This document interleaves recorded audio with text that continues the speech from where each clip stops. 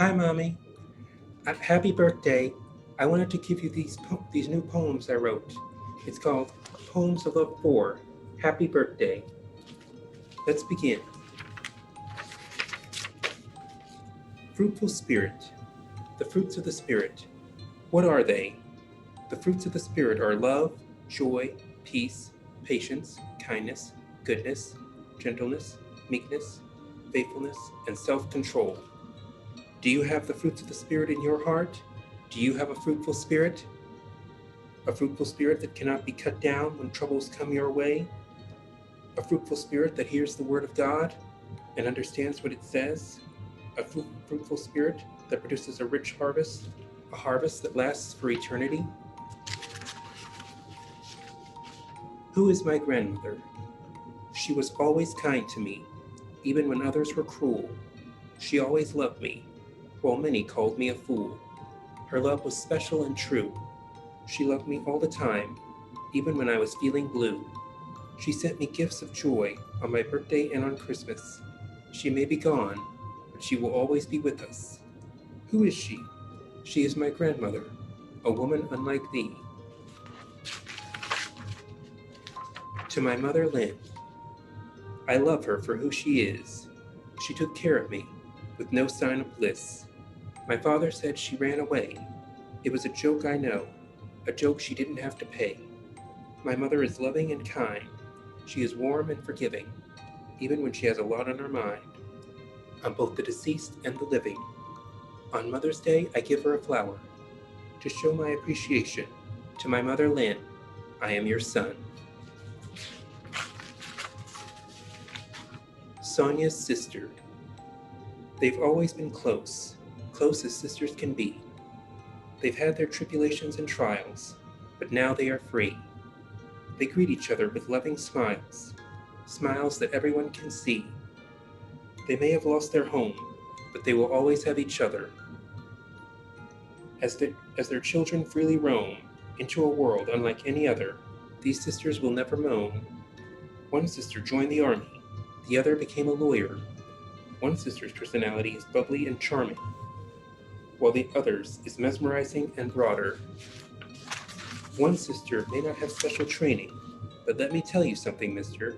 Do not mess with her, for she is Sonia's sister. Ivan lives. He may have been rough with me, even though I was a small child, but I know that he was kind and funny. He had a laugh like no other. He was loved by both friends and family. He was a loving father and brother, not just towards me, but to his beautiful daughter and my mother. He took me to school one day, as a favor to my mother. Even though he didn't know the way, he was an amazing uncle and man, one who lives in heaven and is okay. I will never forget him, my Uncle Ivan.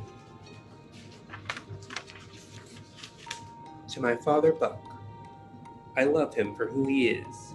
He may do things I dislike, but he's not full of bliss.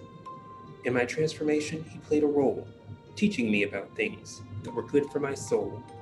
When I was small, we used to go fishing. Now that I'm tall, he doesn't mind I'm missing. From school, he picked me up. At our house, we have enough.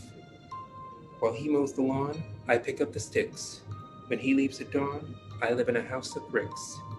To my father Buck, I committed a great sin. Please forgive me and let me in. I may be a young duck, but you will always be my father Buck. A father's advice. I know he's trying to help, but he only makes things worse. Not just for me, but for himself. He gives advice first, and it leads to a disaster. So, my dear father, let me give you some advice, which is from my master. Without God, fathers cannot turn sons to men. Fathers, do not anger your children. Instead, bring them up with the Lord's discipline. A father loves his son. A son loves his father. Together, they have a lot of fun. A father deserves a son's respect, but a son does not deserve neglect. Prove your love through your acts. Spend time with each other, and never forget these facts. For our father's advice is better with a mother. My cousin's memory. You were always there for me when I needed help.